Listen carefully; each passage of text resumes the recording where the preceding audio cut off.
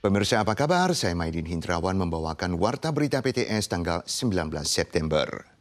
Menurut statistik Ditjen Imigrasi atau NIA, PMA kaburan di Taiwan pada bulan Juli berjumlah 87.576 orang, kembali mencatat rekor tertinggi baru. Di antaranya yang terbanyak adalah PMA Vietnam. Sementara pekan lalu, seorang PMA Thailand di Miaoli melapor pada polisi untuk menangkap dirinya sendiri, berharap dengan demikian bisa dideportasi ke tanah airnya tanpa harus membayar biaya tiket pesawat.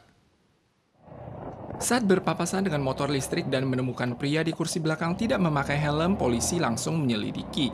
Tak disangka pria tersebut langsung kabur. Saat dibekuk, ia mengakui bahwa dirinya adalah seorang PMA Vietnam kaburan. Bulan ini polisi juga menerima kasus seorang PMA wanita Thailand kaburan yang menyerahkan diri. Ia mengaku ingin ditangkap dan dideportasi karena tidak punya uang untuk membeli tiket pesawat.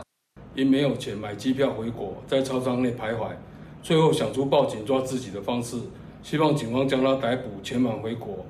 Jumlah terbesar PMA kaburan di Taiwan hingga Juli tahun ini adalah PMA Vietnam, mencapai lebih dari 55.000 orang, PMI 27.000 orang, diikuti oleh PMA Vietnam, Thailand, dan Malaysia sebanyak 87.576 orang, mencatat angka tertinggi baru. Serikat Pekerja Migran menyampaikan memang ada PMA yang menggunakan cara ini untuk dapat kembali ke negaranya. 其实他钱都寄回去了，那他可能就是透过跟警察这边来自首，或者是被逮捕的方式。那接下来呢，他可能就也不付罚款，然后也说我没有身上没有机票费，所以可能就由这个警方这边要来帮他想办法。 Setelah PMA ini mencapai tujuan mereka untuk kembali ke tanah airnya, instansi terkait pun sulit menemukan mereka saat ingin menagih denda atau uang tiket pesawat di masa depan. Situasi seperti ini sering muncul dan kerap dimanfaatkan oleh PMA kaburan. Alasan utamanya adalah krisis pekerja di Taiwan. Camilan viral asal Tiongkok permen lilin belakangan ditemukan dapat dibeli di platform belanja online di Taiwan. Kementerian Kesehatan dan Kesejahteraan MOHW segera mengklarifikasi sebagian besar makanan ini tidak memiliki label bahan dan diimpor tanpa izin dan mungkin berisiko menyebabkan kanker. Baru-baru ini camilan viral asal Tiongkok permen lilin dilaporkan dapat dibeli di platform belanja online Taiwan. MOHW pun segera mengingatkan sebagian besar darinya tidak memiliki label bahan, dikhawatirkan berisiko menimbulkan masalah keamanan makanan. Apalagi media Tiongkok sendiri juga telah melaporkan bahan bakunya diduga berasal dari lilin perindustrian yang mengandung beragam logam berat.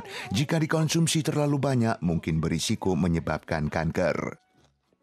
Satu hari setelah ledakan pager menewaskan 12 orang dan melukai 3.000 lainnya, serangkaian ledakan walkie-talkie kembali terjadi pada waktu bersamaan di banyak tempat di Lebanon, mengakibatkan setidaknya 20 orang meninggal. Perihal laporan bahwa pager yang meledak berasal dari Taiwan, perusahaan Apollo Gold segera mengklarifikasi bahwa pager terkait adalah produk OEM yang dimanufaktur oleh perusahaan BAC di Hongaria. Kementerian Luar Negeri juga memastikan tidak ada pager yang diekspor langsung dari Taiwan ke Lebanon.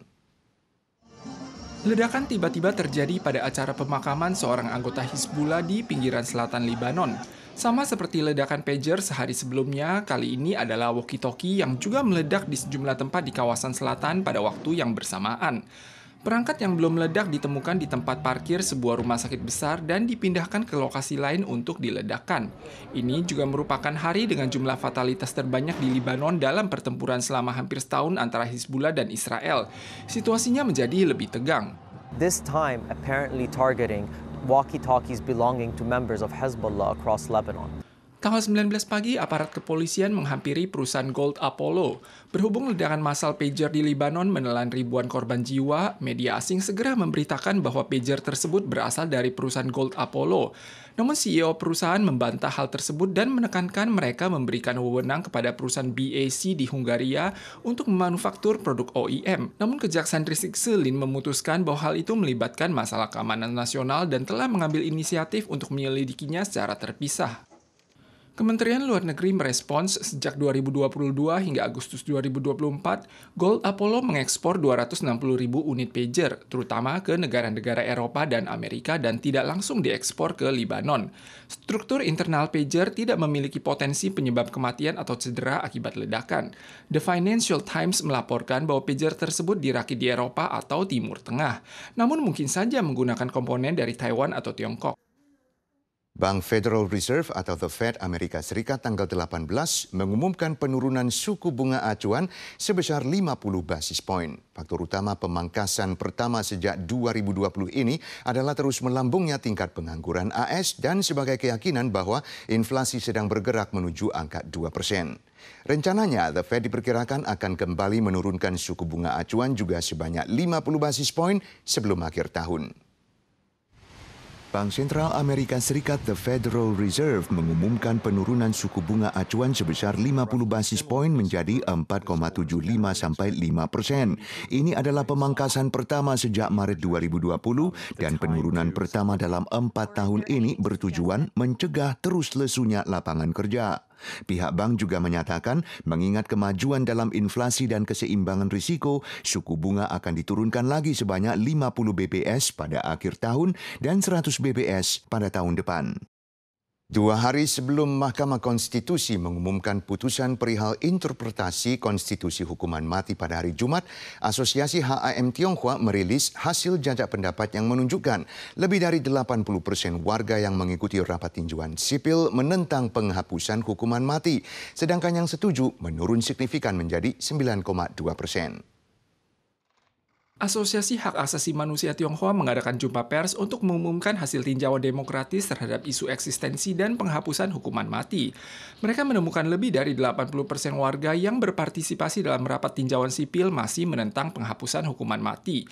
Yang mendukung penghapusan hukuman mati menurun signifikan dari 17% menjadi 9,2% dan yang abstain naik dari 1,4% menjadi 10,6%. Dukungan terhadap penghapusan hukuman mati telah menurun signifikan dan beralih menjadi abstain, menunjukkan bahwa warga menilai penghapusan hukuman mati terlalu idealis. Aliansi Penghapusan Hukuman Mati Taiwan menyatakan bahwa opini publik yang mendukung dan menentang penghapusan hukuman mati sulit diubah dalam waktu singkat. Namun apapun hasil putusannya di masa depan, pihaknya akan terus berdialog dengan masyarakat. 如果你只是问说你支持死刑或反对死刑，然后可能很多人还是会觉得说我要维持死刑。可是如果说有一个替代的方案的这个讨论的话，民众就会可能会想象会改变。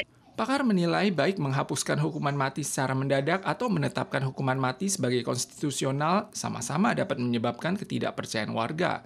Aliansi Penghapusan Hukuman Mati menyatakan akan terus mendorong pendidikan hak asasi manusia. Pemirsa sekalian, sekian warta berita dari PTS. Kita sua lagi di lain kesempatan.